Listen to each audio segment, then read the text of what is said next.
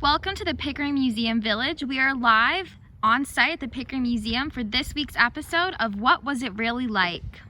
Hello, I am Bethany Brown.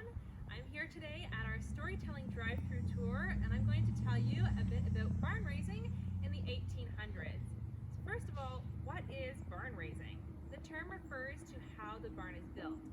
So this is our beautiful combination barn here at Pickering Museum Village, and barns like this would have been constructed on the ground at first. The walls would be built lying on the ground, the frame would be built lying on the ground, and then a team of men would raise up the frame and the walls and construct it all in place once it is standing.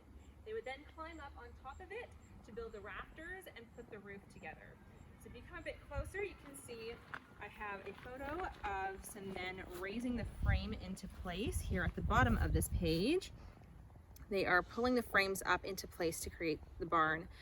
You can see them actually raising it in the photo on the left, and then the frame standing up in the photo on the right.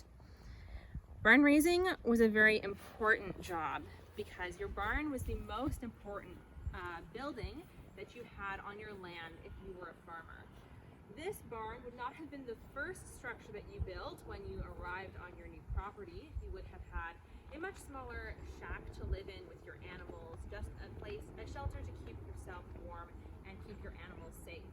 But after you have cleared your land and you have the supplies and the means to build your barn, this is the first proper structure going up. Your livestock was your livelihood, and if you lost that, life got really, really difficult. So you needed to have a place to house them. And inside, this barn is huge.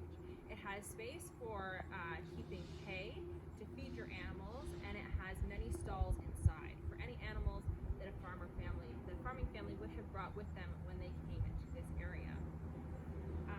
In the 1800s, barns were often described as being like palaces. They were so big, especially when compared with the very small and cramped homes that farming families lived in until they had the means to build a larger, more comfortable home.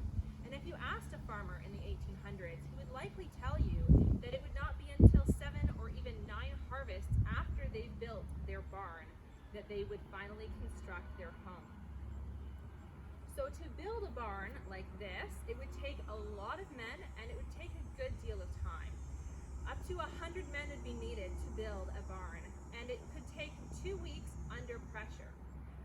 Each man who came to help, and people would travel from miles away to come to help their neighbors or friends or family build their first barn or build a replacement barn, say if one had burnt down or was starting to fall apart. And so you would have 100 men coming to help, and each one knew their place in the construction of a barn.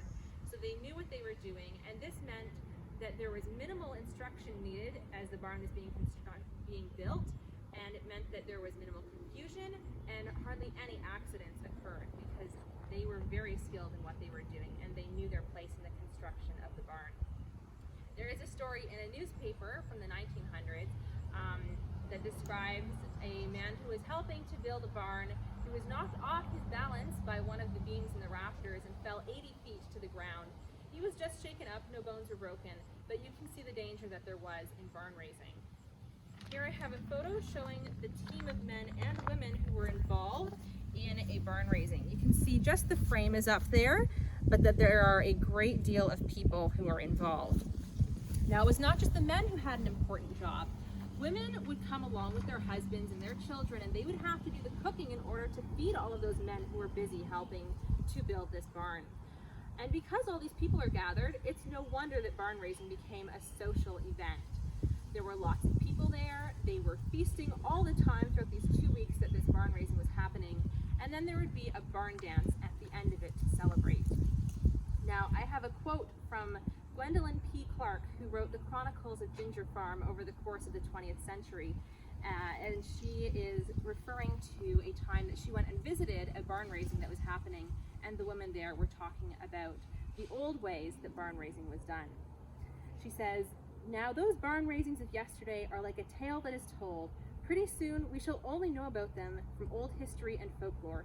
Truly the old order changeth." And she is right. So if you would like to hear more stories, why don't you come and join us for a storytelling tour? We're running every Friday through August. You can book online. Come and hear more stories.